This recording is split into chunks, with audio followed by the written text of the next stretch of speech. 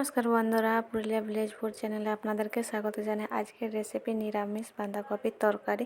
এই দেখুন, আমি বাঁধাকপিটা কেটে নিয়েছি আর আলুর টুকরো টুকরো করে কেটে নিয়েছি, তারপরে ধুয়ে নেব, তারপরে রান্না করব।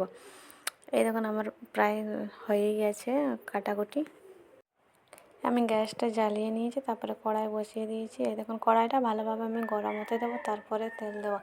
এখানে আমি সর্ষের তেলে রান্না করছি, আপনারা চাইলে রিফাইন তেলেও রান্না করতে পারেন, কিন্তু আমি পুরো রান্নাটা সর্ষের তেলেই করব। কড়াই বসিয়ে দিয়েছি, আবার কড়াইটা খুব ভালোভাবে গরম করে নেব, তারপরে আমি তেল দেবো। আর তেল দেওয়ার এই দেখুন, কড়াইটা প্রায় গরম হয়ে গেছে। তারপরে আমি তেল দিয়ে দিয়েছি পরিমাণ মতো সর্ষের তেল। তারপরে আমি ফোড়ন দেব। ফোড়নের জন্য আমি নিয়েছি কয়েকটা শুকনো লঙ্কা, সেটা টুকরো টুকরো করে নিয়েছি, আর জিরে নিয়েছি, আর কালো জিরে, আর কিছু ফোড়নে দিইনি। এই ফোড়নটা ভালোভাবে আমি ফুটিয়ে নেব, তারপরে বাঁধাকপি আর আলু দিয়ে দেব।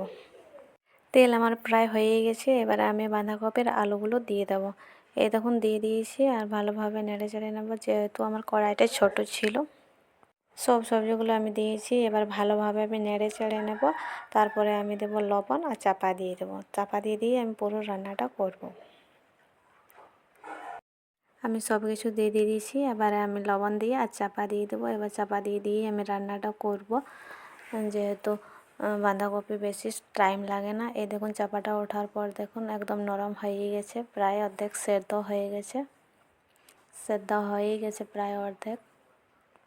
কয়েক মিনিট ভালোভাবে আবার নাড়াচাড়া করব, আবার চাপা দিয়ে দেবো। তারপরে আমি এখানে কিছুই দেবো না বন্ধুরা, এখানে আমি অল্প একটু হলুদের গুঁড়ো দেবো। এই দেখুন, হলুদের গুঁড়ো দিয়েছি, এবং ভালোভাবে আমি নেড়ে চেড়ে নেব। তারপরে আমি দেবো ধনেপাতা দিয়ে দিয়েছি। ধনেপাতাটাকে ভালোভাবে মিশিয়ে নেব।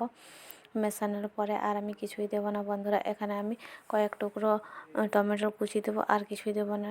আপনারা চাইলে নাও দিতে পারেন, আমি দিয়েছি। একটু টমেটোটা লম্বা লম্বা করে কেটে নিয়েছি, আপনারা চাইলে দিতে পারেন, আবার নাও দিতে পারেন। আপনাদের পছন্দ মতন আপনারা রান্না করে নিতে পারেন।